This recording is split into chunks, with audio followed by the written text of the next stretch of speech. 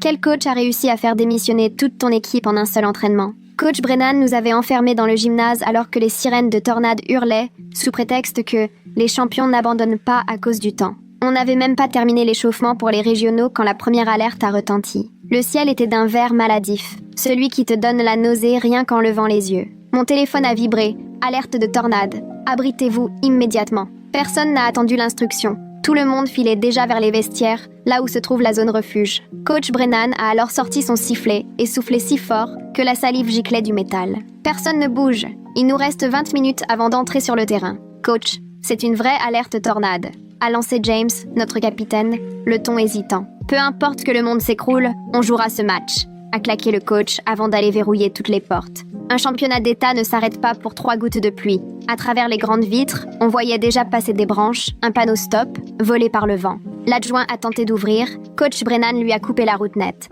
Tu ouvres cette porte, t'es viré et ils perdent leur saison. Mon téléphone s'est mis à sonner. C'était mon père. Le coach me l'a arraché des mains avant même que je décroche. Pas de téléphone pendant l'entraînement, c'est la règle, Clay. J'essayais d'articuler, la panique prenant le dessus. La crèche de mon petit frère est pile sur la trajectoire. Ils évacuent au sous-sol, il faut que je sache s'il va bien. Il s'en sortira, ta priorité c'est le match. Et c'est là qu'on l'a entendu, le grondement que tout le monde compare à un train de marchandises. Mais c'était pire, comme si le monde s'ouvrait en deux. Les vitres se sont mises à vibrer. Lily, la petite de 14 ans, s'est effondrée en larmes. Je vous en supplie, ma mère est seule à la maison. Elle est en fauteuil roulant, elle ne peut pas descendre toute seule. Elle aurait dû s'y préparer, tant pis, a lancé Brennan avec un sourire. C'est dans ces moments qu'on reconnaît les vrais vainqueurs. Les lumières clignotaient. Sur le parking, on a vu une voiture retourner sous nos yeux. L'adjoint a saisi son portable. J'appelle les secours. Le coach l'a attrapé, l'a balancé contre le mur, en 1000 morceaux. Quelqu'un d'autre veut essayer?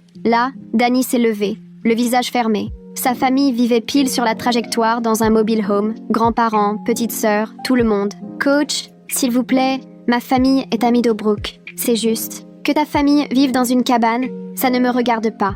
Assieds-toi. Tout le bâtiment s'est mis à trembler. Une vitre a éclaté. On entendait des débris cogner le toit. Maria, d'habitude si effacée, a pris la parole. Mon père est chasseur d'orage. Il vient de m'écrire. C'est au moins une F3. Le toit ne tiendra pas. On va espérer qu'il tienne, a lâché Faringer le coach, mais pour la première fois, il n'était plus si sûr de lui. Mon téléphone, toujours dans sa main, s'est allumé. Même à distance, j'ai vu les messages de ma mère. Sous-sol maintenant. Puis, détruit. Puis, tu es où? James, notre capitaine, pourtant jamais défiant, est allé droit sur lui. Rends-lui son téléphone. Tu veux laisser tomber le championnat? Perdre ta bourse? Rends-lui son téléphone, a tranché Brennan, et ils sont restés face à face. 5 secondes à peine et la verrière a volé en éclats. La pluie, le vent et des éclats de verre nous sont tombés dessus. On s'est tous jetés sous les gradins, criblés de peur. Quand on a osé relever la tête, Brennan était figé au milieu du terrain, complètement blême. C'est Lily, la plus jeune, qui a pris les choses en main. Pendant que le coach restait planté là, elle a réussi à lui subtiliser ses clés et à foncer vers la porte.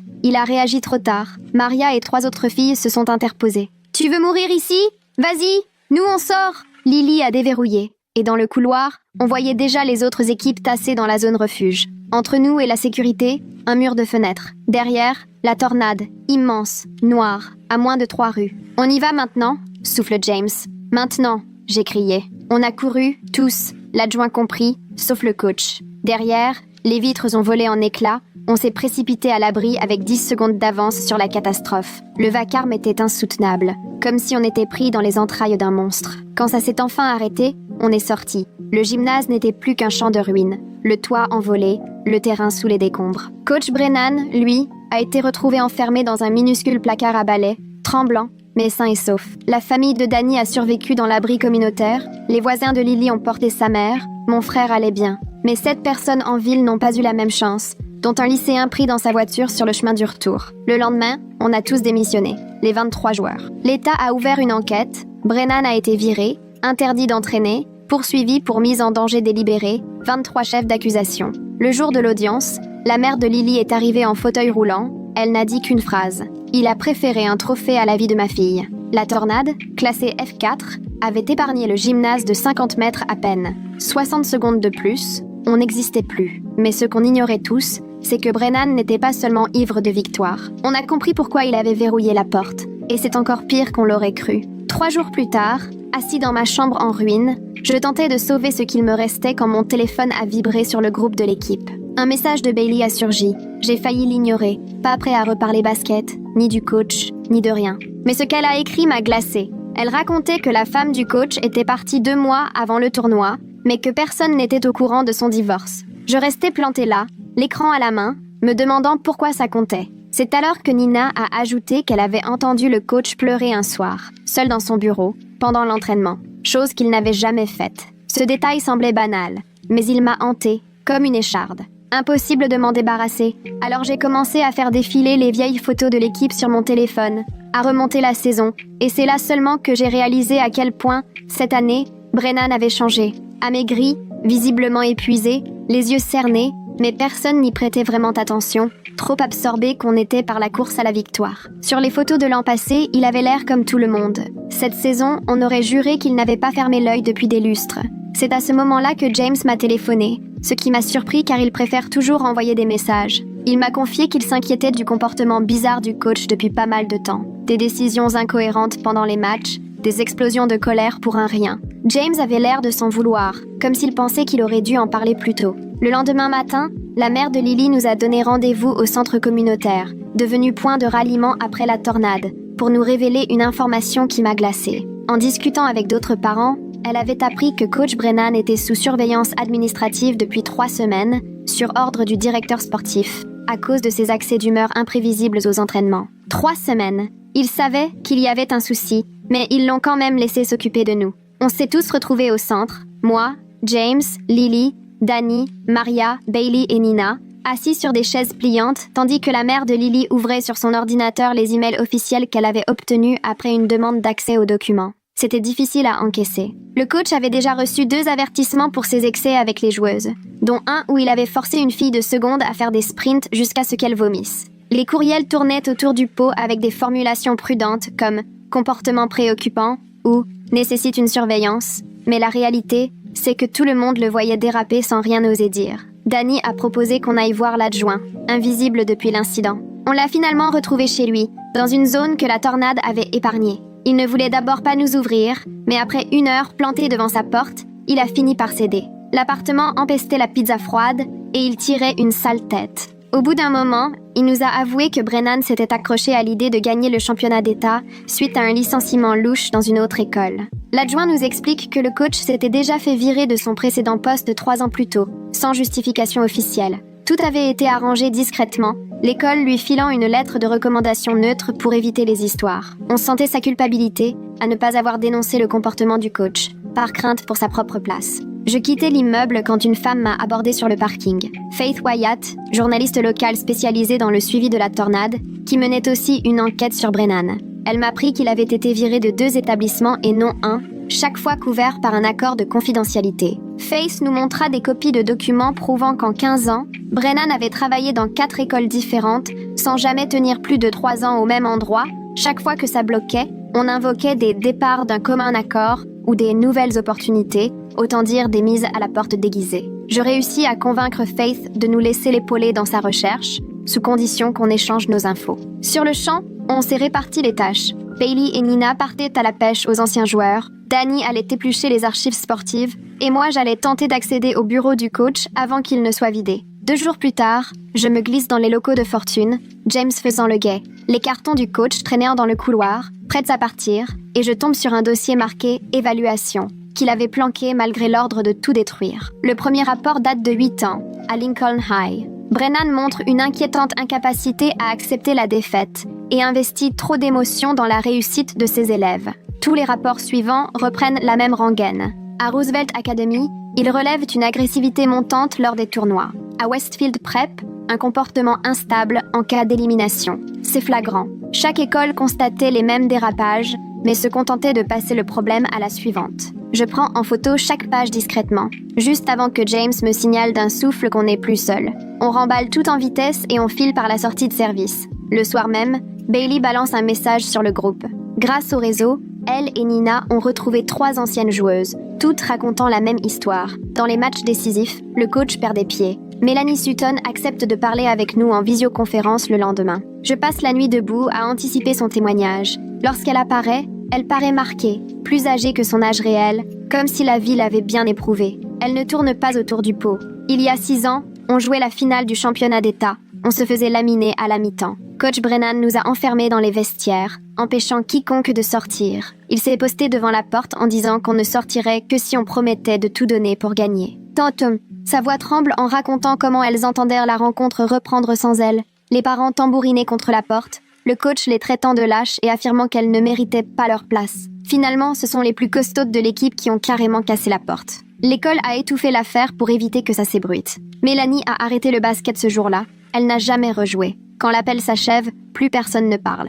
Un long silence s'installe jusqu'à ce que Danny prenne la parole pour partager ce qu'il a découvert sur les résultats des équipes en ligne. Sous Brennan, elle brillait toujours en saison régulière, du style 20 victoires pour 2 défaites, mais dès les tournois, tout s'écroulait. En 15 ans de carrière, il a atteint la finale du championnat de l'État à 4 reprises, mais à chaque fois, il a échoué. Et à chaque nouvelle défaite, l'écart se creusait un peu plus. La première fois, ils n'ont perdu que de 3 points. Mais la fois juste avant notre arrivée à l'école, ils se sont fait humilier avec 30 points de retard. On aurait dit que la pression montait sans cesse et lui paraissait de plus en plus à bout. Le lendemain, on était tous chez Maria en train de comparer nos notes, éparpillées partout dans le salon, quand son père est entré. C'est un grand gaillard, avec sa veste du service météo, qui s'est immobilisé en voyant notre petit groupe encerclé de papiers et de téléphones.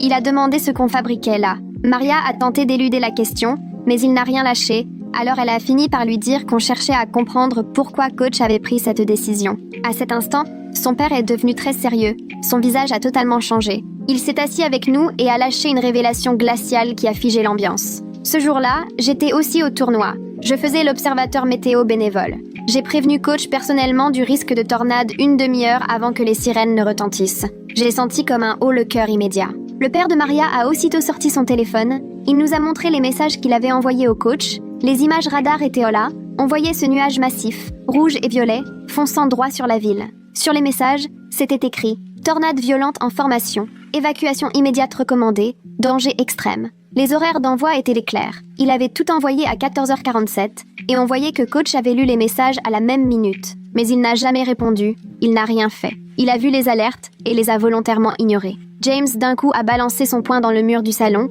puis s'est excusé dans la foulée. Mais au fond, on comprenait tous sa rage. On était tous secoués. Le coach n'a pas perdu pied en pleine euphorie ou fait une simple erreur sous la pression, non. Il avait un vrai temps d'avance, largement de quoi faire évacuer tout le monde sans panique. Et il a choisi de ne pas le faire. Il a sciemment préféré risquer nos vies plutôt que d'abandonner le match. Cette nuit-là, Faith m'a appelée. Elle avait l'air survoltée et aussi un peu inquiète. Elle avait trouvé quelqu'un de l'ancien lycée du coach qui lui avait donné des infos sur sa fille. Elle aurait eu 17 ans et c'était la star de l'équipe qui l'entraînait il y a 10 ans. Elle a arrêté le basket l'année de leur dernière finale, après une défaite atroce pour le titre régional. La source n'a pas voulu en dire plus sans garantie juridique, mais elle a clairement laissé entendre que l'histoire allait bien plus loin, qu'il y avait une vraie raison à son départ. Du coup, impossible de fermer l'œil, je n'arrêtais pas de repenser à tout ça, à ce coach qui avait une fille sur le terrain, ce que ça pouvait représenter pour lui. Vers 2h du matin, j'ai lâché l'affaire, impossible de dormir, alors j'ai fouillé les réseaux sociaux. Ça m'a pris des heures, mais j'ai fini par retrouver son profil. Dans sa bio, juste cette phrase, ancienne sportive. Certaines choses n'en valent pas la peine. En remontant ses photos, celles d'il y a 10 ans montrent une fille éteinte, presque vidée de l'intérieur. Mais les plus récentes la montrent transformée, carrément épanouie, comme si elle avait enfin laissé tout ça derrière elle. Le lendemain, Bailey a proposé qu'on en reste là, qu'on laisse la justice faire son travail et qu'on arrête de s'acharner. Mais Lily a aussitôt répliqué « On a le droit de savoir pourquoi quelqu'un en qui on avait confiance a failli nous coûter la vie. » Du coup, l'équipe s'est divisée. Certains voulaient continuer à chercher des réponses, d'autres préféraient tourner la page. Personne n'avait vraiment tort, chacun gérait à sa façon. 2 jours plus tard, l'école a envoyé un mail collectif pour annoncer une réunion. Christopher Lane exigeait la présence de tous les membres de l'équipe et des parents au centre communautaire jeudi soir pour discuter de la suite. Le message parlait de bienveillance, de soutien, de ressources, mais évitait soigneusement d'évoquer la moindre responsabilité ou l'enquête en cours. Ma mère a lu le mail au petit déjeuner et j'ai immédiatement vu sa mâchoire se tendre. Elle a compris la même chose que moi. Il voulait reprendre le contrôle de l'histoire avant qu'on ne puisse dire un mot. Le jeudi est arrivé. Le parking du centre communautaire était bondé comme jamais. À l'intérieur, des rangées de chaises alignées face à une table où Christopher était assis, encadré par le proviseur et 2 membres du conseil d'administration. Au fond, les psychologues scolaires, sourires de façade et brochures à la main, attendaient leur tour. Toute la scène avait un côté très calculé, presque comme une pièce de théâtre bien rodée. Il fallait paraître concerné, mais pas trop. Christopher a commencé son discours, mêlant référence au traumatisme, à la reconstruction, à la solidarité, vantant au passage les consultations psy proposées par l'école, insistant sur le fait que les agissements du coach n'avaient rien à voir avec l'esprit du programme sportif. Mais quand la mère de Lily a levé la main pour demander ce que l'école savait du passé du coach avant de l'embaucher, Christopher s'est figé dans un sourire tendu pendant que son regard se perdait dans le vide. Nous avons respecté toutes les procédures habituelles pour le recrutement et une enquête interne est en cours. La mère de Lily a tenté d'enchaîner, mais il l'a royalement ignorée et est passé à un autre parent. Puis le père de James a voulu savoir s'ils avaient véritablement vérifié les références du coach sur ses précédents postes. Christopher a répondu « Oui, tout à fait. Toutes les références étaient satisfaisantes. Sauf que sa main tremblait un peu alors qu'il attrapait son verre d'eau. Et j'ai remarqué qu'il évitait ostensiblement le regard de ceux qui étaient au premier rang. La réunion a traîné encore 40 minutes, Christopher esquivant systématiquement les questions embarrassantes avec des formules creuses et des promesses sans consistance. À la fin, la moitié des parents étaient furieuses. L'autre semblait complètement déboussolée, presque à se demander pourquoi ils étaient devenus. J'ai attendu que tout le monde parte pour m'approcher de Christopher, qui rassemblait ses papiers sur la table. Ma mère restait un peu à l'écart, mais elle gardait un œil sur nous. Je lui ai demandé frontalement pourquoi il avait embauché quelqu'un qui avait été viré de 2 autres établissements. Christopher a immédiatement interrompu ce qu'il faisait pour me regarder, forçant un air compatissant mais visiblement excédé. Ce n'est pas vrai, il ne faut pas croire toutes les rumeurs. J'ai alors expliqué que Faith avait retrouvé des documents officiels attestant des fins de contrat. Là, son visage s'est durci. Ce sont des départs négociés, pas des licenciements. Et toutes ces références étaient en règle, a-t-il rétorqué, la voix bien plus froide. Je l'ai relancé. Est-ce qu'il avait vraiment appelé les anciens employeurs ou s'était-il contenté de lire quelques lettres de recommandation? Le visage de Christopher vire au rouge, tandis qu'il se lance dans de grandes explications sur les procédures et les obligations légales, débitant ses phrases de plus en plus vite, en s'agitant de façon presque caricaturale. Ma mère avance alors et lui demande d'avoir ces fameuses lettres de recommandation. Christopher, visiblement préparé, répond aussitôt qu'il s'agit de documents internes, donc non accessibles au public. Mais rien qu'à observer la façon dont il évite nos regards et jette sans cesse un œil vers la porte, on comprend qu'il ment sur la réalité de ses recherches avant de recruter le coach. Il était au courant qu'il y avait un souci, mais il est passé outre, parce qu'une équipe qui gagne, ça permet de faire briller un directeur sportif en quête de promotion. Nina me rejoint sur le parking après la réunion, un air déterminé sur le visage, et m'annonce que sa mère veut nous filer un coup de main. Elle travaille comme assistante juridique dans un cabinet du centre-ville et connaît la procédure pour réclamer l'accès à des documents administratifs. Elle nous explique qu'il est possible de demander le dossier de recrutement du coach, son dossier personnel et toutes les plaintes déposées à son encontre auprès de l'académie. Bien sûr, il faudra sûrement attendre des semaines, parce que l'administration prend toujours son temps, mais la demande, elle, est officielle et ils finiront bien par devoir nous répondre. On fonce chez Nina où sa mère nous attend, déjà prête avec tous les formulaires nécessaires. Elle nous guide pour les remplir, lit tout à la loupe pour qu'aucun détail technique ne permette à l'école de refuser nos demandes. On réclame toute la procédure de recrutement, les candidatures, les lettres de recommandation, les vérifications de casier, les évaluations professionnelles, les éventuelles sanctions disciplinaires relatives au coach pour les 3 dernières années. On exige aussi toutes les correspondances entre Christopher et les anciens employeurs du coach. La mère de Nina photocopie les dossiers et on dépose le tout en recommandé, accusé de réception à la clé. Elle nous avertit tout de même. L'école va sûrement masquer pas mal d'informations pour cause de confidentialité, mais parfois, ce qu'ils tentent de cacher en dit déjà long. Quand on sort de la poste après l'envoi, pour la première fois, j'ai cette sensation qu'on agit concrètement, qu'on ne se contente plus d'en parler. 2 jours plus tard, je reçois un mail de Mélanie. Dans l'objet, juste « Si ça peut t'aider ». Il y a un PDF en pièces jointes. Je l'ouvre, je commence à lire et je sens mon estomac se nouer. 10 pages qui listent en détail tous les incidents survenus lors du passage du coach dans son ancien lycée. Mélanie a tout noté, date, témoin.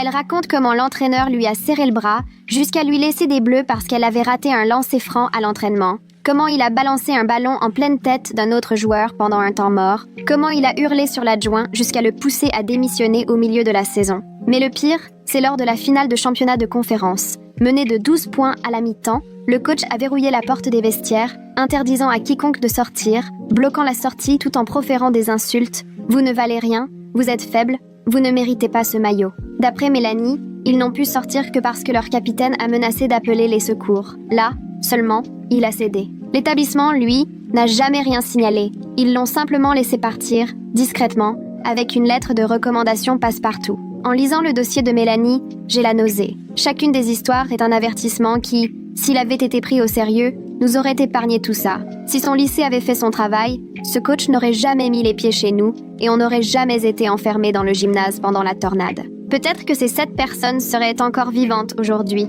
mais il y a encore autre chose dans le dossier. Mélanie explique que le coach voyait un psychologue du lycée, le Dr Gomez, intervenu après l'épisode des vestiaires. 6 séances. Des rapports envoyés au directeur du service des sports. Le psychologue y décrit une peur maladive de l'échec, note que l'entraîneur projette ses propres traumas sur l'équipe, recommande explicitement un arrêt maladie et une thérapie intensive avant toute reprise en présence des élèves. Mais l'école n'a rien voulu entendre, prétextant la saison des tournois qu'il ne fallait pas bouleverser l'équipe. Ils ont attendu la fin des compétitions régionales pour s'en séparer, et même là, ils l'ont laissé partir avec une lettre neutre, au lieu de signaler les risques. Mélanie a joint des extraits des rapports du Dr Gomez, partiellement anonymisés, mais ce qui reste lisible est accablant. Selon le Dr Gomez, l'entraîneur représentait un danger en situation d'échec et il fallait intervenir en urgence. L'école avait donc des preuves écrites, professionnelles, que l'entraîneur mettait les élèves en danger. Aucune alerte. Ils l'ont juste envoyé ailleurs. Je transfère le dossier de Mélanie immédiatement à Faith, qui me téléphone dans l'heure. Elle s'est déjà lancée à la recherche du Dr Gomez grâce à ses contacts de journalistes. Au bout de 3 jours, elle retrouve une adresse en Arizona.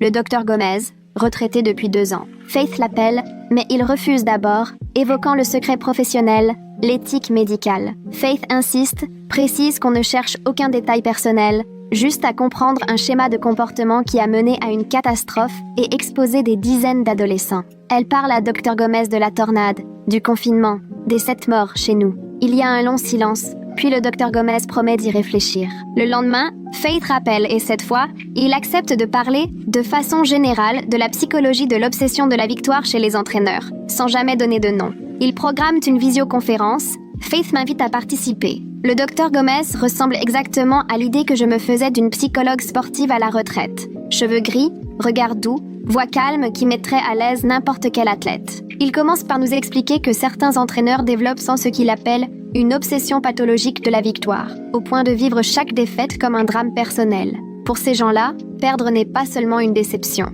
C'est vécu comme une véritable menace parce que toute leur valeur personnelle se joue dans la victoire. Le Dr Gomez explique que ces personnes finissent par prendre des risques insensés simplement pour éviter l'échec, tant celui-ci leur donne la sensation de s'effondrer intérieurement. Peu à peu, elles cessent de voir les joueurs comme des individus à part entière. Ce ne sont plus que le prolongement de leur propre personne, de simples moyens pour fuir ce sentiment d'inadéquation qui les ronge. Le vrai danger, selon elle, apparaît quand l'entraîneur cumule des demi-succès suivis de revers cuisants. Chaque défaite alimente sa peur et le plonge dans un état de panique qui ne fait qu'empirer lors des moments cruciaux. Le Dr Gomez décrit une spirale dans laquelle l'entraîneur perd toute lucidité et se laisse complètement submerger par l'angoisse à l'approche d'un nouvel échec.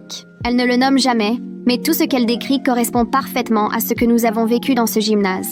L'entraîneur, ce jour-là, n'a rien fait de rationnel en condamnant cette porte. Il était terrorisé, prêt à tout, même au pire, pour ne pas avoir à faire face à l'élimination qui sonnait pour lui, comme la fin de tout espoir de titre. 5 semaines après notre demande, nous recevons enfin une réponse pour accéder aux documents administratifs. L'enveloppe est tellement épaisse que je m'imagine déjà y trouver des révélations capitales, mais mon enthousiasme s'éteint dès que je découvre le contenu. Le dossier de l'entraîneur y est, certes, mais presque 40% des pages, entièrement noircies, ont été censurées. Ceux qui subsistent confirment au moins que Christopher avait bien reçu des lettres de recommandation venues des anciens établissements de l'entraîneur. 2 d'entre elles ne tarissent pas d'éloges. Elles félicitent son engagement, sa capacité à enchaîner les victoires, son charisme auprès des équipes. Mais la 3e a une tonalité tout autre. Elle émane d'un chef d'établissement où l'entraîneur a officié plus tôt, et malgré les larges passages caviardés, il est évident que l'appréciation est négative. On y devine des remarques sur une intensité problématique, des doutes quant à ses aptitudes à gérer ses émotions et la recommandation de suivre une formation complémentaire. La lettre insiste qu'il est indispensable d'appeler pour en savoir plus avant d'envisager toute embauche. Rien n'indique que Christopher ait passé ce coup de fil. À la place, un mot griffonné de sa main au bas de la page retient l'attention. Bilan de victoire impressionnant, programme à renforcer. Il avait donc vu venir les problèmes, mais il a quand même recruté l'entraîneur, parce qu'il voulait à tout prix quelqu'un capable de porter haut les couleurs du département sportif. Christopher, en quête de réussite personnelle, a fait passer sa carrière avant notre sécurité. Un soir, Danny nous envoie un message sur la messagerie du groupe, accompagné d'un lien vers les archives d'un journal local. Il a scruté des années entières de vieilles parutions dans la ville d'origine de l'entraîneur, à la recherche de la moindre info sur sa fille. Ce qu'il débusque remonte à 10 ans. Un court article mentionnant une joueuse de basket hospitalisée lors de la finale régionale. On n'y trouve que peu de détails, seulement que la joueuse avait souffert d'une déshydratation sévère et d'un épuisement dangereux, et qu'elle avait été emmenée à l'hôpital à titre de précaution. Son nom n'est glissé qu'une fois, il s'agit de la fille de l'entraîneur. L'article précise qu'elle était en terminale, capitaine de son équipe, et que celle-ci a perdu la finale, obligée de poursuivre le match sans elle. Il est rédigé avec cette retenue caractéristique des journaux locaux, ceux qui taisent sciemment certains éléments connus d'eux seuls. Danny met aussi la main sur la feuille de match. La fille de l'entraîneur a joué 47 minutes sur 48, ce qui est totalement insensé pour un match de lycée. On apprend qu'il faisait plus de 32 degrés dans la salle, au point que plusieurs spectateurs ont dû s'éclipser à cause de la chaleur. Mais nulle mention du fait qu'un père, entraîneur de surcroît, ait pu laisser sa propre fille sur le terrain aussi longtemps dans de telles conditions. Faith, de son côté, mobilise ses contacts à la presse pour retrouver le médecin urgentiste qui s'est occupé d'elle ce soir-là. Il faut insister, convaincre à force de coups de fil, mais le praticien finit par accepter un entretien, à condition qu'il ne soit rien enregistré. Il refuse de donner des détails confidentiels, mais confirme que l'état de la jeune fille s'expliquait par un stress physique prolongé et un cruel manque de récupération. Ses taux d'électrolytes étaient dangereusement bas, des signes évidents de surmenage chronique. Quand Faith lui demande s'il s'agissait d'un incident isolé ou d'un terrain déjà fragilisé, le médecin reste silencieux, puis finit par admettre qu'on n'atteint jamais un tel épuisement sur un seul match. Ce genre de collapsus se produit quand on soumet quelqu'un à une cadence inhumaine pendant des semaines, voire des mois, sans lui laisser le temps de se remettre. Ce cas l'avait marqué justement parce que le père avait d'abord refusé de quitter la salle d'examen et ne cessait de demander quand sa fille pourrait rejouer. Il a fallu appeler la sécurité de l'hôpital pour l'extraire et permettre au personnel médical de s'occuper d'elle. Après l'appel, Faith me fixe à travers l'écran de la visioconférence. Ni elle ni moi ne trouvons rien à dire pendant 1 minute, tant nos pensées se rejoignent. L'entraîneur, ce jour-là, n'a pas seulement mis nos vies en péril pendant la tornade. Depuis des années, il brisait ceux qui, en principe, devaient lui être les plus chers, pendant que les institutions censées nous protéger détournèrent le regard. Faith a mis 3 jours à retrouver l'ex-femme de l'entraîneur, en multipliant les démarches auprès d'autres coachs et de connaissances partagées. Les 2 premiers interlocuteurs sollicités ont raccroché sans ménagement dès qu'ils ont compris le motif de sa recherche. Le 3e lui a donné un numéro, non sans rappeler que l'ex-femme refusait catégoriquement d'évoquer son passé conjugal depuis des années. Faith tente d'appeler ce numéro 5 fois en 2 jours avant qu'une voix daigne répondre. Quand enfin elle l'a au bout du fil, Faith se présente et raconte ce qui s'est produit lors de la tornade. Un silence interminable s'installe, au point qu'elle croit la ligne coupée, puis l'ex-femme lui déclare qu'il lui faut du temps pour réfléchir. 2 jours plus tard, elle envoie à Faith l'adresse d'un café dans un village proche, précisant qu'elle n'acceptera de discuter qu'à la condition de ne voir qu'un seul membre de l'équipe, pas plus. Faith me propose de l'accompagner, puisque je suivais son enquête depuis le début. Nous faisons la route ensemble, une après-midi grise sous un ciel menaçant. Le café presque vide n'accueille qu'un couple de retraités au fond de la salle. L'ex-femme est déjà là, isolée à une table du fond. Elle paraît épuisée, et ce n'est pas seulement la fatigue visible sur son visage. Ses cheveux étaient tirés en arrière avec soin, et de larges cernes accentuaient son regard, que le maquillage ne parvenait pas à dissimuler. Pas l'ombre d'un sourire quand nous nous sommes assis. Faith a commencé à se présenter, mais l'ex-femme l'a coupée net, des paroles franches et chargées de lassitude.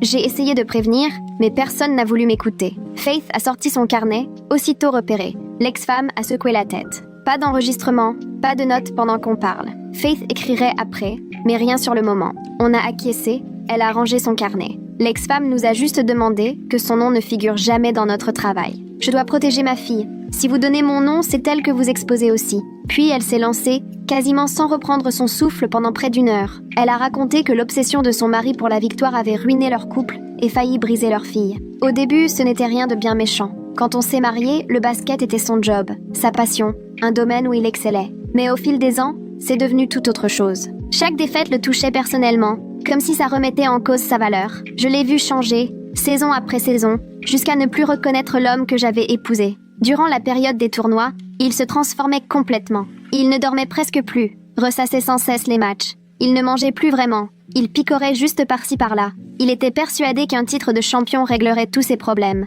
Elle ajoute, « Un jour, il m'a dit qu'un titre d'État prouverait qu'il n'était pas un raté. Il était prêt à tout sacrifier pour ça. » Elle n'a jamais vraiment compris de quelle concession il parlait, puisque ce métier était son choix, sa passion. Mais lui, il donnait l'impression d'avoir tout mis de côté pour le basket et qu'il avait besoin du trophée pour le justifier. Sa voix se brise encore davantage lorsqu'elle en vient à leur fille. Elle boit une gorgée de café, Sa main tremble légèrement. Notre fille était vraiment douée. C'était inné chez elle. Le père avait commencé à l'entraîner à la maison dès le collège, répétitions dans l'allée le matin, séances intensives le week-end. Au début, je me disais que c'était beau, qu'il partageait une passion. Mais au lycée, l'ambiance a changé, devenue franchement malsaine. Séances aux aurores, réveil à 5 heures pour s'entraîner avant les cours. Il lui a même filé de la caféine pour améliorer ses performances. J'ai trouvé les comprimés dans son sac de sport. Je l'ai confronté. Il m'a répondu que tous les vrais athlètes en prenaient, que c'était la norme. Elle savait très bien que ce n'était pas le cas. Je me rendais compte qu'il allait trop loin, mais impossible de l'arrêter sans éclater la famille. La catastrophe a eu lieu en finale du championnat, il y a 10 ans. Toute la saison, notre fille avait été au top. L'équipe était en finale. Tout le monde était surexcité. Mais pendant le match, quelque chose clochait. L'air était irrespirable. Plus de 32 degrés dans le gymnase. Notre fille jouait sans pause. Je la regardais depuis les tribunes. Je voyais qu'elle n'allait pas bien. Elle était livide, titubait. J'ai voulu descendre demander au coach de la sortir, mais les autres parents me disaient que je paniquais pour rien, qu'elle tenait le coup. Leur fille s'est écroulée sur le parquet, en plein match, sans plus pouvoir se relever. L'ex-femme a dévalé les gradins. Les secours sont arrivés en courant. Elle était consciente, mais perdue. Ne savait même plus où elle était. Les secours ont insisté pour l'emmener tout de suite à l'hôpital. C'est là que l'entraîneur a fait l'inacceptable. Il a voulu retarder le départ. Il a dit que notre fille pouvait tenir, qu'elle avait seulement besoin d'eau et de repos. Il insistait pendant qu'elle gisait là. L'ex-femme a dû le pousser pour laisser les secours faire leur travail. À l'hôpital, les médecins ont expliqué que leur fille était en état de déshydratation sévère, taux d'électrolytes catastrophique. Elle montrait des signes évidents de surmenage et de stress accumulé. Le médecin leur a expliqué que ce genre de malaise n'arrive pas après un simple match, mais quand on a été poussé à bout, trop longtemps et sans répit. Dans la chambre d'hôpital, elle a veillé sa fille sous perfusion, puis la vérité l'a frappée de plein fouet. Son mari était devenu dangereux. Il avait préféré le basket à la santé de leur enfant, privilégié la victoire au détriment de leur fille. 3 mois plus tard, elle demandait le divorce. Le combat pour la garde a été âpre. Si tu racontes à qui que ce soit pourquoi on divorce, je réclamerai la garde exclusive, l'avait menacé son mari. Impossible pour elle de prendre ce risque. Alors elle a gardé le silence. Les papiers n'évoquaient que de vagues, différends irréconciliables. Elle a obtenu la garde principale, droit de visite pour le père mais toujours sous surveillance, chose dont il s'est peu servi. Je lui ai demandé pourquoi elle avait coupé tout contact 2 mois avant notre tournoi, alors que leur divorce remontait à plusieurs années. Là, des larmes silencieuses ont coulé sur ses joues, vite essuyées. J'ai entendu dire dans le milieu que son comportement se dégradait à nouveau. On parlait de ses accès de colère, de ses cris contre les arbitres, même contre ses joueuses. Il était sous surveillance administrative au lycée. Elle avait essayé de lui parler, tenté de le raisonner avant qu'il arrive un drame. Ils se sont vus dans un café et elle lui a dit qu'il avait besoin d'aide, qu'il fonçait droit vers la catastrophe. Il n'a rien voulu savoir. C'est ma dernière chance de prouver que je ne suis pas un raté. Voilà ce qu'il a répondu. Dernière chance. Il a ajouté que s'il perdait ce championnat, tout ce qu'il avait fait n'aurait servi à rien. Toutes ces années d'entraînement, toutes ces défaites, tous ces sacrifices n'auraient eu aucun sens sans ce sacré trophée. Elle a tenté de lui faire comprendre que sa valeur n'était pas liée à un titre, mais il a refusé d'écouter. Il était déjà trop loin dans ses obsessions, complètement enfermé dans son monde. Elle a quitté le café convaincue qu'il préparerait quelque chose de grave, sans avoir la moindre idée de la façon dont elle pourrait l'en empêcher. Elle a tenté d'alerter le directeur du service des sports, mais il l'a balayé d'un geste, affirmant que l'entraîneur allait très bien, qu'il était simplement passionné. 2 mois plus tard, la tempête a tout emporté. Lorsqu'elle a découvert ce qu'il avait fait, elle n'a pas été surprise, horrifiée, sans doute, mais pas étonnée. Cela faisait des années qu'elle savait qu'il finirait par dépasser les bornes, et tout le monde s'était volontairement voilé la face. Faith et moi sommes restés là, sidérés par les confidences de l'ex-femme. Apprendre que l'entraîneur avait conscience que c'était sa dernière chance changeait tout. Il n'était pas simplement obsédé par la victoire dans l'abstrait, il fuyait à tout prix la réalité, toute son existence reposant sur un idéal inatteignable. Pendant la tempête, il ne cherchait ni la gloire, ni à se prouver quoi que ce soit. Il était seulement pétrifié par la peur d'échouer, à tel point qu'il a préféré risquer sa vie, et celle de 23 adolescents, plutôt que d'affronter une défaite. Ce niveau de désespoir était encore plus effrayant que l'obsession elle-même. Nous avons remercié l'ex-femme d'avoir accepté de nous rencontrer, et elle nous a fait promettre une dernière fois de garder son anonymat. Dès qu'elle est partie, Faith et moi sommes restés une bonne heure de plus au café, reprenant tout ce qui venait d'être dit. Faith avait tout mémorisé, et désormais elle noircissait les pages de son carnet, notant le moindre détail. 3 semaines après la tempête, Faith a publié son enquête. Un article dense et précis, retraçant le parcours de l'entraîneur à travers 4 établissements. Elle y intégrait les témoignages d'anciens joueurs. l'avis d'un psychologue du sport et des extraits soigneusement anonymisés des propos de l'ex-femme. Elle révélait surtout que plusieurs écoles s'étaient contentées de transférer discrètement l'entraîneur, au lieu de saisir le conseil sportif régional. L'article a eu aussitôt un énorme écho, dépassant presque instantanément les frontières de notre ville. Les médias nationaux en ont parlé le soir même, et dès l'aube, des équipes de journalistes s'étaient installées devant notre lycée. Chacun voulait une interview, poser ses questions. Rapidement, le débat a glissé des actes de l'entraîneur pendant la tempête à la responsabilité du système, qui l'avait laissé entraîner pendant 15 ans, malgré tous les avertissements. Les grandes chaînes sportives lui ont consacré des reportages, soulignant la culture du silence dans le sport scolaire, tandis que les spécialistes de l'éducation publiaient des tribunes sur l'urgence de renforcer les contrôles. Notre petite ville s'est retrouvée propulsée au cœur d'un vaste débat national sur la sécurité des élèves et la responsabilité des institutions. 4 jours après la parution de l'article de Fate, Jad Rivas, membre du conseil d'administration, a convoqué une réunion d'urgence. Faute de place dans les locaux du conseil, la réunion s'est tenue à la salle des fêtes, bondée de journalistes et de parents inquiets. Jad, le visage fermé, a annoncé l'ouverture d'une enquête sur les conditions de recrutement de Christopher Lane et les manques graves du service des sports. Elle a lu un discours retraçant précisément la chronologie de ce que le conseil avait su et à quel moment. Christopher a été immédiatement suspendu à titre conservatoire dans l'attente des conclusions. Il n'était pas présent ce soir-là. Jad a précisé que tout contact avec les élèves ou le personnel lui était interdit pendant la procédure. L'adjoint de l'entraîneur, lui, a préféré démissionner le jour même, avançant des raisons personnelles. Mais tout le monde connaissait la vérité. Il avait fermé les yeux, devenant de fait complice alors qu'il aurait dû agir. Sa démission a été acceptée sans commentaire. Parallèlement, le conseil sportif régional lançait sa propre enquête sur les 4 établissements où l'entraîneur avait travaillé en 15 ans. Des inspecteurs ont consulté les dossiers de recrutement, les fiches du personnel et les signalements éventuels. En moins d'une semaine, 2 directeurs sportifs et un chef d'établissement ont été suspendus pour ne pas avoir signalé des dérives et avoir rédigé de fausses recommandations. L'enquête a mis au jour un véritable système où les écoles préféraient se débarrasser tranquillement des entraîneurs problématiques, leur fournissant une lettre de recommandation neutre au lieu de prendre l'initiative de les signaler officiellement par peur de complications juridiques. L'entraîneur se retrouvait tantôt licencié, tantôt poussé à partir. On lui remettait une référence correcte, et il devenait le problème d'un autre établissement. Personne ne voulait assumer les conséquences d'un signalement, on se passait simplement le problème. C'était plus facile d'en faire la responsabilité de quelqu'un d'autre que d'oser tirer la sonnette d'alarme. Chaque établissement croyait sans doute gérer un incident isolé, sans voir qu'un schéma se répétait et finirait par mettre des enfants en danger. Une semaine après l'annonce de l'enquête de l'État, un avocat du nom d'Aditya Schwartz s'est manifesté auprès de notre équipe. Spécialiste de la responsabilité institutionnelle, il suivait les articles parus dans la presse et m'a contacté personnellement, mon nom figurant parmi les membres actifs de l'enquête. Il m'a expliqué vouloir représenter notre équipe pro bono dans l'éventualité d'une action en justice contre le district scolaire. Selon lui, avoir laissé des entraîneurs exercer malgré des risques connus relevait clairement de la négligence. Le district avait recruté quelqu'un dont les antécédents étaient déjà troublants, avait manqué à le surveiller, ignoré les signaux d'alerte concernant son comportement et, ce faisant, nous avait mis en danger de mort. Il pensait que le dossier ne concernait pas seulement l'entraîneur, mais tout un système qui l'avait protégé. Il souhaitait rencontrer l'ensemble de notre équipe et nos parents pour discuter d'une possible action collective. Je lui ai dit vouloir d'abord en parler à tout le monde avant de me prononcer. Ce soir-là, j'ai envoyé un message dans notre groupe pour présenter la proposition d'Aditya, qui a suscité des réactions partagées. Certaines familles étaient prêtes à aller de l'avant, voyant là une chance concrète d'obtenir des changements et de faire enfin reconnaître le coût des soins psychologiques. D'autres, cependant, restèrent sur la réserve, redoutant le stress supplémentaire et la pression médiatique. On s'est donc dit qu'il valait mieux en discuter tous ensemble, en vrai, avant de prendre une décision. On a choisi de se retrouver chez Maria le samedi après-midi parce que ses parents ont un sous-sol assez grand pour accueillir tout le monde.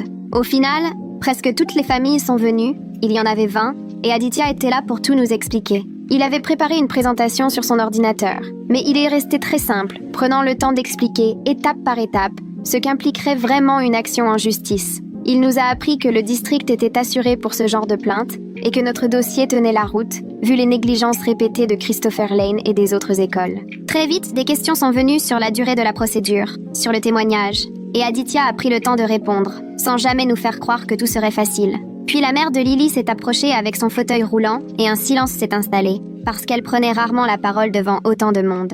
Elle a dit que, pour le conseil scolaire, toucher à l'assurance, c'était le seul langage qui compte, que tout ce qu'on avait traversé, ils l'avaient déjà enterré, et que seuls des enjeux financiers les forceraient à réagir. Sa voix tremblait un peu, mais elle est allée au bout, rappelant que la thérapie de Lily coûte des centaines d'euros par semaine, que leur assurance ne rembourse qu'une partie et que d'autres familles devaient en être au même point. Plusieurs parents ont acquiescé, et j'ai vu ma mère serrer la main de mon père comme si elle cherchait à se rassurer. Ensuite, Danny s'est levé, et le silence est devenu encore plus dense, puisqu'il n'avait jamais parlé pendant les réunions d'avant. Il a raconté que la tornade avait pulvérisé leur mobile home, qu'ils avaient tout perdu sauf les vêtements qu'ils portèrent ce jour-là. Depuis, ils s'entassaient à 7 chez sa tante, dans un 2 pièces. Sa petite sœur dormait sur le canapé, ses grands-parents étaient trop âgés pour vivre dans ces conditions, et sa mère multipliait les doubles journées pour économiser, mais ça ne suffisait pas. Il a expliqué qu'il avait besoin de l'argent du règlement, pas pour la thérapie ni par esprit de justice, mais simplement pour qu'ils aient un toit.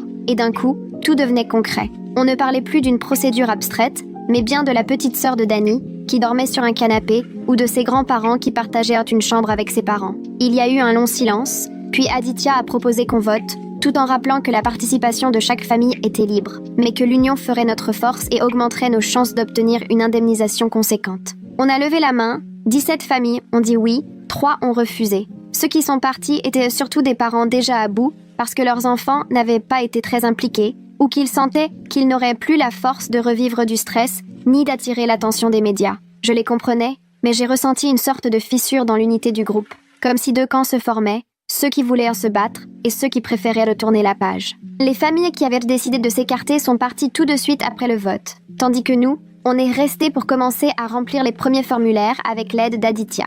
2 jours plus tard, la procureure chargée du dossier pénal contre coach Brennan m'a appelé directement, ce qui m'a surpris, car d'ordinaire, elle passait par mes parents. Elle voulait nous prévenir avant que la nouvelle ne paraisse dans la presse. La défense de coach allait plaider l'altération du discernement pour cause de crise psychiatrique. Apparemment, ils avèrent de quoi prouver qu'il souffrait depuis des années d'une grosse dépression et d'anxiété non traitée, et réclamait des soins plutôt que la prison.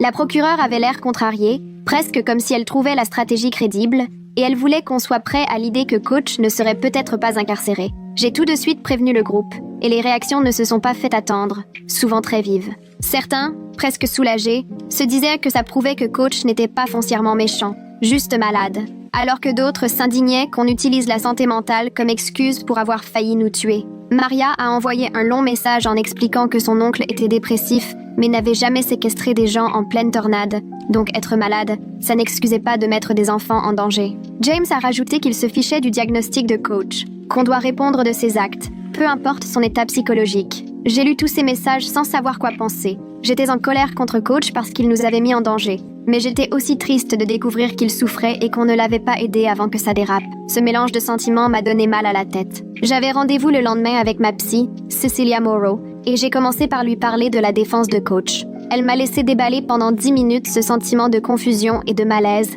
à éprouver de la compassion pour lui, puis elle m'a dit quelque chose qui m'a vraiment soulagée. Comprendre ce qui pousse quelqu'un à nous faire du mal, ça ne veut pas dire lui pardonner ou excuser ses actes. Et je pouvais accepter ces 2 réalités sans que ce soit contradictoire. Coach allait mal, et coach nous avait mis en danger de mort, et les 2 étaient vrais en même temps.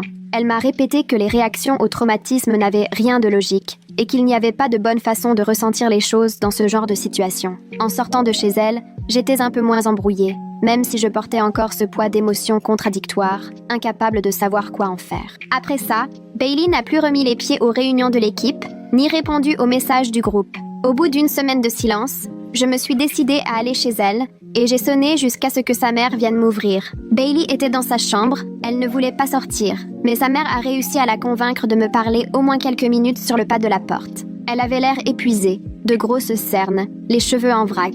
Elle a fini par m'avouer qu'elle faisait plusieurs crises d'angoisse chaque jour. À chaque vibration de son téléphone, que ce soit une alerte info ou un message du groupe, elle avait la gorge serrée et elle n'arrivait plus à respirer. Elle m'a dit « J'en ai fini avec l'enquête, le procès, tout ça. Je voulais juste tirer un trait sur la tornade et aller de l'avant. » J'ai tenté de lui expliquer qu'on avait besoin d'elle, mais elle a simplement secoué la tête avant de me répondre. Avoir besoin de réponses, ce n'est pas pareil qu'être prêt à affronter ce qu'il faut découvrir pour les obtenir. Et moi, j'ai atteint mes limites. Sa mère lui a posé la main sur l'épaule et d'un regard m'a fait comprendre que je devais partir, alors je suis sortie. Sur le chemin du retour, je me suis demandé si Bailey n'avait pas raison. Si, au bout du compte, je ne forçais pas tout le monde à revivre sans cesse le traumatisme, sous prétexte de rechercher la vérité. Certains avancent en comprenant ce qui s'est passé, d'autres en tournant la page, et il n'existe peut-être pas une seule façon de surmonter ce que le coach nous a fait vivre. Ce soir-là, James m'a appelé pour discuter, la voix cassée et épuisée. On s'est retrouvés au parc, à côté du lycée,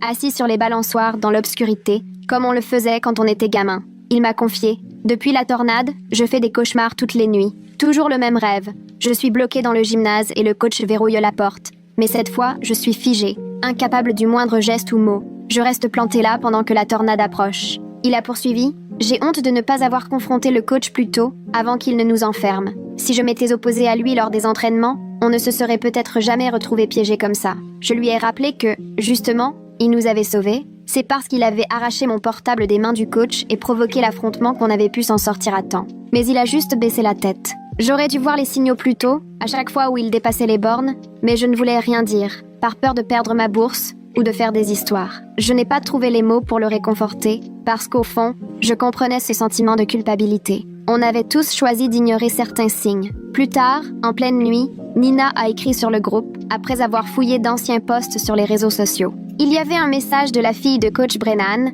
publié il y a 5 ans, pour l'anniversaire de son hospitalisation, que Nina avait capturé. On pouvait lire « Certains ne comprendront jamais que leurs rêves ne valent pas la vie des autres ».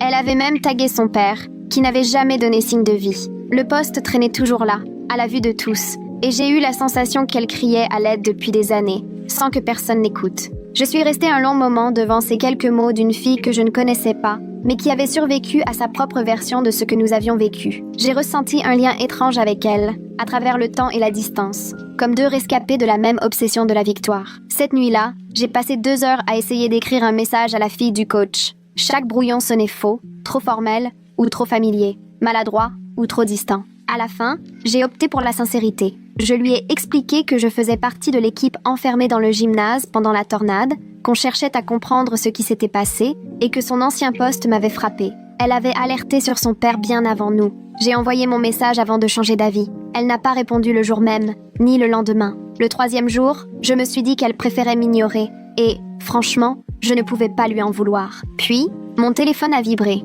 Un message de son compte venait d'arriver. Juste une phrase. Mon père aimait plus le basket que moi, et il a failli me tuer pour s'en montrer digne. Je l'ai lu au moins 5 fois, assis sur mon lit, le téléphone tremblant entre mes doigts. Cette phrase à elle seule disait tout et rien à la fois. Le coach n'était pas ce monstre qui cherchait à nous détruire délibérément, mais un homme profondément fissuré, devenu dangereux à force de vouloir réparer ses échecs à travers nous, par la victoire. Nous enfermer lors de la tornade n'était pas une folie soudaine. C'était le prolongement extrême de ce qu'il faisait depuis des années. À chaque fois qu'il franchissait la limite, qu'il négligeait notre sécurité ou notre santé, il cherchait à se prouver à lui-même quelque chose qu'aucune victoire ne pouvait lui offrir. Avec du recul, le schéma était d'une évidence accablante, et j'avais du mal à croire qu'on n'ait rien vu, ou qu'on ait préféré fermer les yeux, trop jeune pour comprendre ce qui se jouait. J'ai transféré le message à Faith, qui m'a aussitôt rappelé. Elle préparait un article de suivi et voulait interviewer la fille et l'ex-femme du coach, si elles acceptaient. Elles ont toutes les deux accepté, prêtes à raconter leur histoire maintenant que l'enquête avançait. L'article est paru 2 semaines plus tard et a tout bouleversé. Faith y relatait les problèmes de santé mentale du coach, l'hospitalisation de sa fille, les tentatives infructueuses de son ex-femme pour obtenir une aide réelle. Elle citait aussi une psychologue du sport sur la peur maladive de l'échec et la culture qui empêche tout entraîneur d'avouer la moindre faille. Il y a eu un déferlement de réactions. Certains accusaient Faith de chercher des excuses à quelqu'un qui avait mis des enfants en péril, insistant sur le fait qu'aucune souffrance psychique ne peut excuser de risquer la vie d'autrui. D'autres saluaient l'article, trouvant important de dénoncer un système qui préfère transférer un entraîneur problématique plutôt que d'affronter les vraies questions,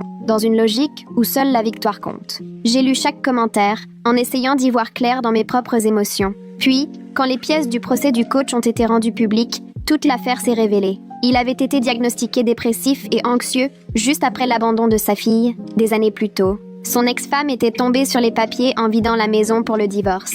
Les dossiers montraient qu'il avait suivi une thérapie pendant 6 mois, qu'il avait eu un traitement, qu'il semblait aller un peu mieux. Puis, il avait tout arrêté, dit à son psy qu'il n'avait plus besoin de rien, que les médicaments l'affaiblissaient, qu'il s'en sortirait grâce au coaching. Son ex-femme l'avait supplié de reprendre son traitement. Dans ses précédents clubs aussi, on l'avait poussé à consulter, dès que son comportement commençait à inquiéter. Il avait toujours refusé, convaincu qu'il finirait par surmonter ses difficultés, qu'un titre de champion de l'État suffirait à prouver qu'il n'était pas un raté et que tout finirait par s'arranger. J'étais furieux en lisant tous ces documents. Mais, à vrai dire, ce n'était plus seulement contre l'entraîneur. Ma colère se tournait désormais vers le lycée Lincoln qu'il avait embauché sans prendre la peine de vérifier sérieusement son passé, contre les écoles où il était passé avant, qui avait préféré donner des recommandations plutôt qu'alerter sur les vrais problèmes, contre cette obsession du sport qui lui avait inculqué qu'admettre ses faiblesses revenait à baisser les bras, contre tous les directeurs sportifs qui avaient de fermer les yeux tant que les victoires s'accumulaient. Au départ, toute ma rage était dirigée contre lui, celui qui nous avait enfermés dans le gymnase. Mais peu à peu, je la ressentais aussi envers tous ceux qui avaient rendu ce drame possible. 6 semaines après la publication de l'article de Faith, le conseil d'administration a convoqué une réunion exceptionnelle.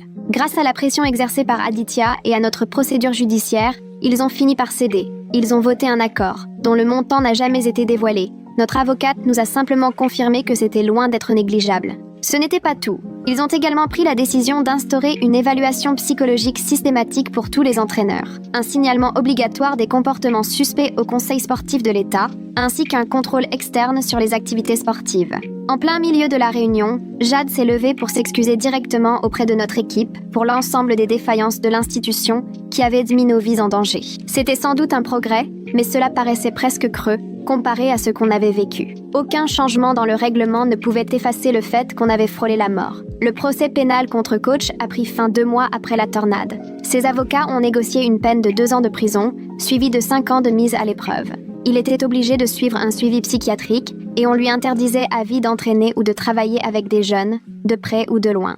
À l'audience, le juge a lu un long discours, expliquant qu'une maladie mentale peut éclairer un comportement, mais ne l'efface pas, et qu'il restait responsable de ses actes, même dans la difficulté. J'y étais avec James, Danny, Maria et Lily. Nous nous sommes installés au fond de la salle et avons observé Coach faire son entrée, vêtu de l'uniforme orange des détenus, traînant des pieds. Il n'avait plus rien à voir avec le tyran qui nous faisait courir jusqu'à l'épuisement. Il était amaigri, ses cheveux étaient devenus blancs, un spectre bien plus vieux que son âge. Quand le juge lui a demandé s'il voulait dire quelque chose, il s'est levé, les larmes aux yeux. Il a présenté ses excuses, à nous, à sa fille, à toutes les personnes qui l'avaient blessé. Il a reconnu que demander pardon ne suffirait pas, mais il voulait qu'on sache qu'il mesurait la gravité de ses actes. Sa voix se brisait souvent. On sentait qu'il avait du mal à trouver ses mots. Je suis restée là, sans rien ressentir. Peut-être que ses excuses étaient sincères, mais elles n'auraient rien changé. Elles ne pouvaient rien réparer. Après le verdict, quand Coach a été emmené, on s'est retrouvés dans le couloir, à attendre nos parents.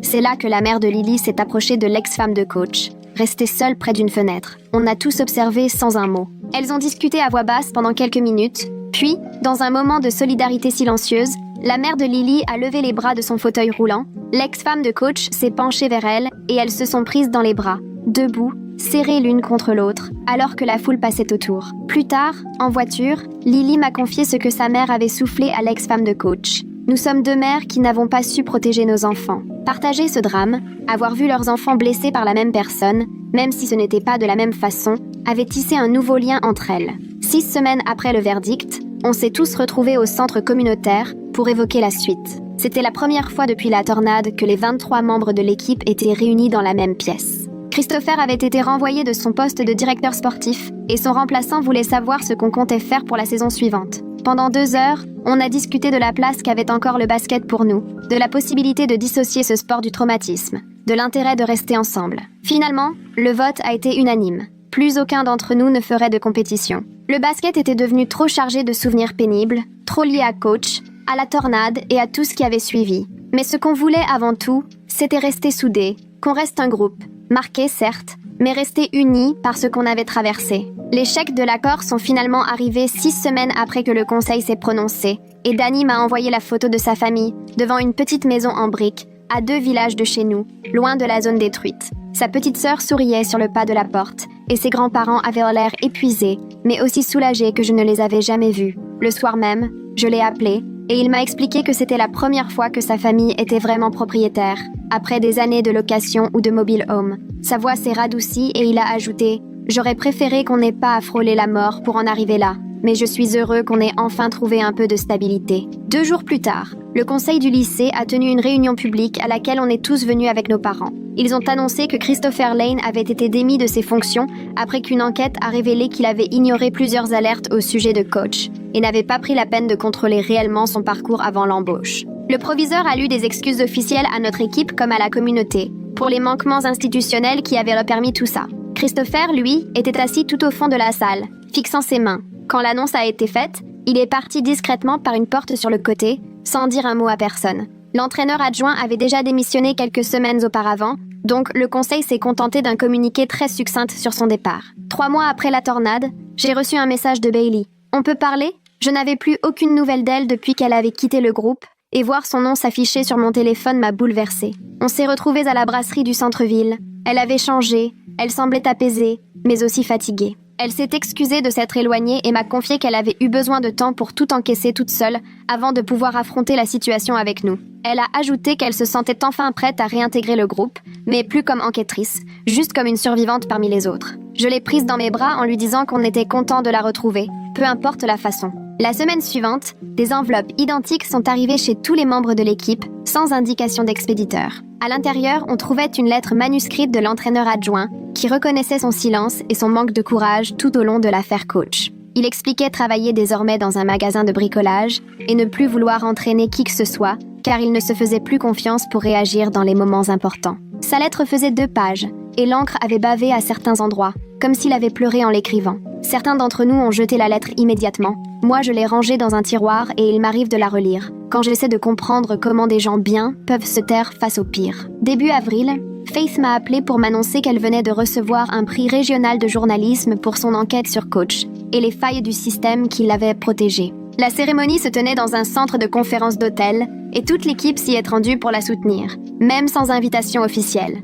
Dans son discours, elle nous a félicité d'avoir eu le courage de chercher la vérité, même si ça aurait été tellement plus simple d'accepter la version officielle et de tourner la page. Elle a précisé qu'elle reversait l'intégralité du prix à un fonds d'aide pour la santé mentale des étudiants sportifs. Une semaine après la cérémonie, Mélanie Sutton a fait 6 heures de route pour venir jusqu'à notre ville et nous rencontrer pour de vrai. On s'est retrouvés au centre communautaire et elle a passé l'après-midi à partager des souvenirs sur l'entraîneur et à raconter comment elle avait transformé cette expérience en carrière, devenant assistante sociale spécialisée dans les traumatismes liés au sport. Elle s'est revenue sur l'incident des vestiaires, 6 ans plus tôt, et expliquer comment tout cela avait changé sa vision du pouvoir dans le milieu sportif. L'écouter raconter son parcours de reconstruction m'a fait prendre conscience que ce qu'on avait vécu faisait partie d'un schéma encore plus vaste et qu'on avait simplement été le moment où tout ça n'a plus pu être passé sous silence. 6 mois après la tornade, il y a eu une cérémonie d'hommage aux 7 victimes, dont le lycéen restait coincé dans sa voiture en voulant rentrer chez lui. On est venu en groupe et on s'est tenu en retrait, tandis que les familles déposèrent des fleurs sur un monument éphémère dressé sur la place du village. Les parents du lycéen ont parlé de ses rêves de devenir ingénieur, et une femme a évoqué sa mère, rescapée de 3 tornades mais pas de celle-ci. Être là me rappelait que, même si pour nous le pire était derrière et qu'on avait trouvé des réponses, il y avait 7 familles qui, elles, ne connaîtraient jamais ce soulagement. À la fin du printemps, James a reçu un appel d'une équipe universitaire de basket et j'étais présente quand il a refusé l'offre. Il a expliqué au recruteur que pour lui, le sport était trop lié au traumatisme et qu'il avait besoin de tourner la page, de tout recommencer ailleurs. Plus tard, il m'a montré ses lettres de motivation pour la fac, dans lesquelles il disait vouloir étudier la pédagogie et devenir ce genre d'enseignant qui privilégie le bien-être des élèves, pas les trophées ou la performance. Son père a été déçu que la bourse lui échappe, mais James avait l'air apaisé, plus qu'il ne l'avait été depuis la tornade. Lily, la benjamine de l'équipe, a aujourd'hui 15 ans et elle est devenue porte-parole de la sécurité dans le sport scolaire. D'ailleurs, elle a même été invitée à témoigner devant le Parlement régional. J'ai suivi son audition en ligne. Toute petite derrière le micro, mais droite et déterminée, Lily a raconté comment elle était restée coincée dans le gymnase à 14 ans alors que la tornade approchait. Son récit a contribué à faire passer des lois pour imposer un contrôle indépendant des programmes sportifs dans les lycées et un soutien psychologique obligatoire pour les coachs. L'entendre parler si clairement de ce qui nous était arrivé me rendait fière et triste, parce qu'elle n'aurait jamais dû être obligée de devenir aussi forte, aussitôt. Ma famille a déménagé pendant l'été pour que je puisse me remettre plus facilement, et j'ai fait ma rentrée en terminale dans un établissement où personne ne connaissait notre histoire, la tornade ou l'entraîneur. Je n'ai pas retouché à un ballon de basket, mais dès le premier jour, je me suis inscrite au journal du lycée et découvert que j'avais un vrai don pour l'enquête. Faith était devenue, sans en avoir vraiment le titre, ma mentor. Elle m'envoyait des articles sur le journalisme éthique, me conseillait sur la façon de chercher la vérité sans blesser davantage ceux qui souffrent déjà. À l'approche du premier anniversaire de la tornade, j'ai pris la voiture pour rejoindre l'équipe devant le nouveau gymnase. Le parking ne ressemblait plus à rien de familier. À la place du vieux béton fissuré, il y avait maintenant du bitume tout neuf. James était déjà là, Debout près de l'entrée, il paraissait plus grand, même s'il n'avait pas vraiment grandi. Lily est arrivée ensuite avec sa mère, puis Danny avec Bailey et Nina. Tout le monde n'était pas présent. Certains n'ont pas réussi à revenir, mais nous étions quand même 17, rassemblés près de l'ancien emplacement du gymnase. Le bâtiment flambant neuf derrière nous, plus petit, plus sobre, avait été financé grâce aux assurances et aux dons du quartier. On avait apporté un jeune chêne en motte et des pelles piquées dans la camionnette de Danny. Personne n'y connaissait grand-chose en plantation d'arbres, mais à force de s'y mettre tous ensemble, chacun son tour dans la terre dure du printemps, pendant que les autres maintenaient l'arbre droit, on a fini par y arriver. La plaque qu'on avait commandée attendait appuyée contre le mur. Des lettres de bronze gravées, en hommage au courage de remettre l'autorité en question et à la force de survivre à ses erreurs. Quand la terre a été remise en place et l'arbre arrosé, Maria m'a aidé à installer la plaque au pied du chêne. En observant ceux qui m'entouraient, je me rendais compte à quel point nous avions tous changé, chacun à sa manière. James avait gagné en tranquillité, mais paraissait plus sombre, tandis que Lily, plus droite que jamais, sursautait au moindre bruit. Danny souriait moins, mais il avait pris l'habitude d'enlacer les autres plus souvent. Certains s'en sortaient mieux que d'autres, mais aucun de nous n'était encore l'enfant qui avait fui ce gymnase ce jour-là. J'ai passé des mois à tenter de donner un sens à tout cela, à essayer de comprendre ce qui s'était vraiment passé, et surtout pourquoi. Au fond, la vérité est bien plus nuancée que je ne l'aurais imaginé. L'entraîneur Brennan était un homme brisé, porté par un système tout aussi défaillant, et même si cette révélation n'apaise pas vraiment ma peine, elle m'aide au moins à canaliser ma colère vers des actions plutôt qu'à rester engluée dans le passé. Il y aura toujours des questions sans réponse claire et des blessures qui ne guériront jamais tout à fait. Pourtant, je suis persuadée que chercher la vérité reste indispensable, même lorsque cela implique de la douleur et des complications. La vie, ce n'est pas de tout comprendre ou de guérir complètement, c'est de continuer d'avancer avec cette compréhension imparfaite et un peu chaotique qu'on réussit à assembler au fil du temps.